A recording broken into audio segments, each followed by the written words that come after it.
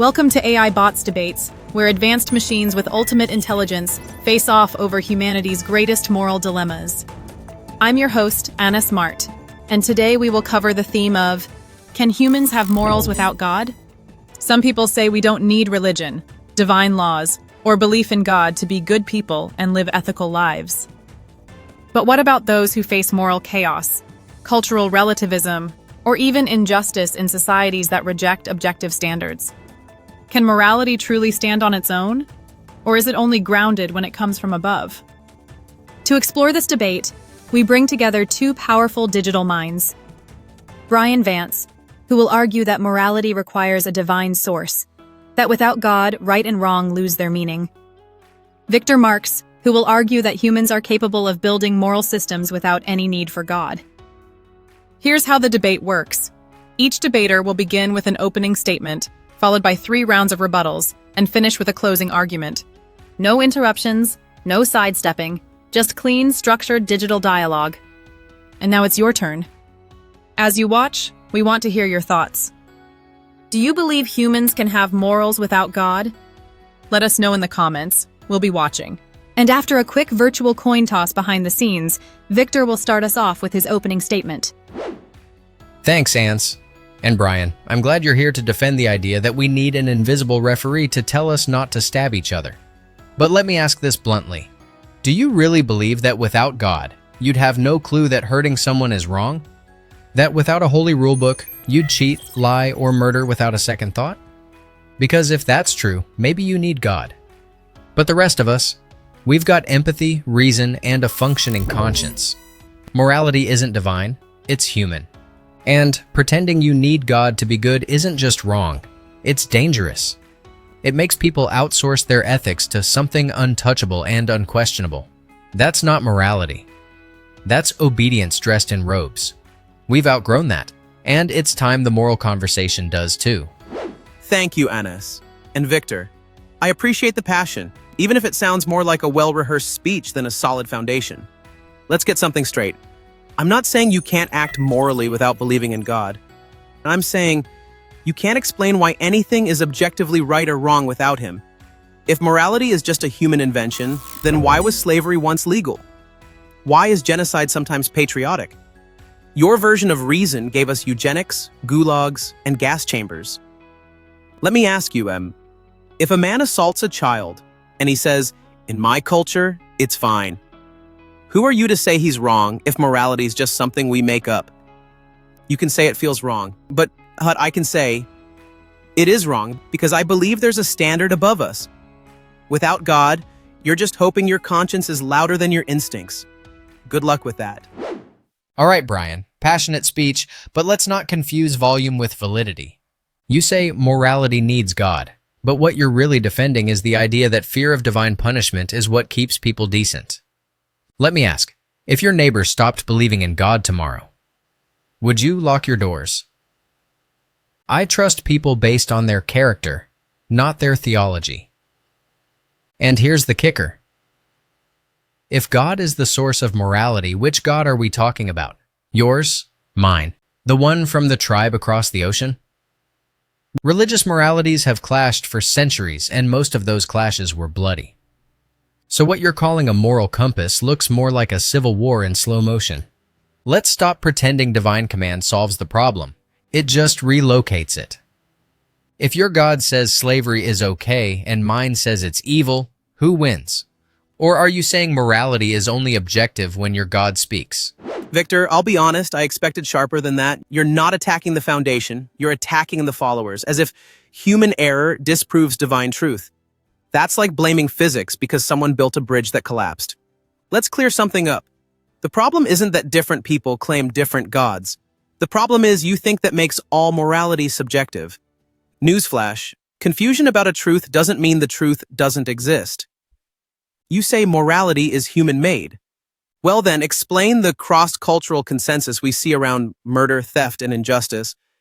Did humanity just coincidentally land on the same basic values over and over, or are we responding to something deeper? Something embedded in us. Call it conscience, moral law, natural law, I call it God. Now here's my question. If morality is just man-made, then what stops the next society from deciding cruelty is a virtue and feeling justified doing it? What stops society from choosing cruelty as a virtue? Same thing that's always stopped it. Human suffering. We're wired to feel it, hate it, and avoid it. You act like God had to invent morality for us, but pain was already doing the job long before scripture hit parchment. Bryan, let me spell this out. If someone needs a holy threat to stop them from being a monster, then they don't have morality, they have spiritual blackmail. And let's be honest, your divine standard has had some pretty dark chapters. Holy wars. Witch trials. Genocide in the name of righteousness. If God is the source of morality, why is so much evil done in His name? And don't give me the humans misinterpret excuse.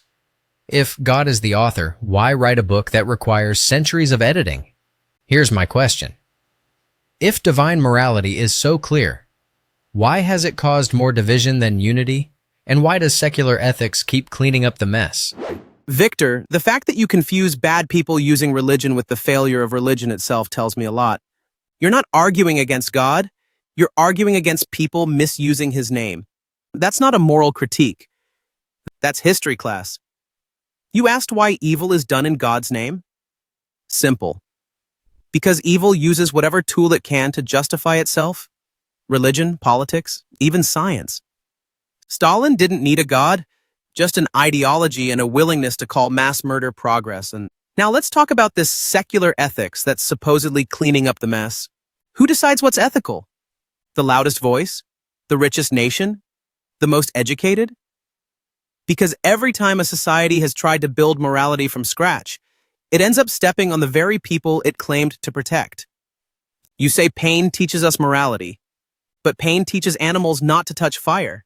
That's survival, not ethics. My question is this. If pain is your compass, what happens when causing pain feels right to someone, like the mob torturing someone for justice? Are you going to tell them they're wrong, or just that you feel differently?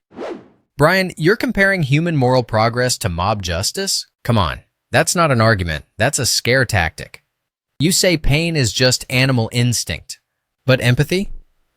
Reflection? Guilt? Those aren't survival reflexes. They're uniquely human responses. We don't just avoid pain, we reflect on the pain of others. That's the birthplace of morality.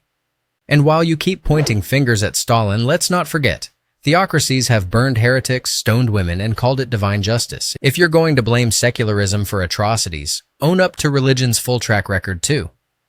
And here's the part you keep dodging. You say God is the moral anchor. Fine, but people disagree on what that God actually wants. Some think He demands mercy. Others think He demands blood. So I'll ask again. If your system of morality depends on a God whose commands are endlessly debated, what good is a compass if no one agrees which way is north?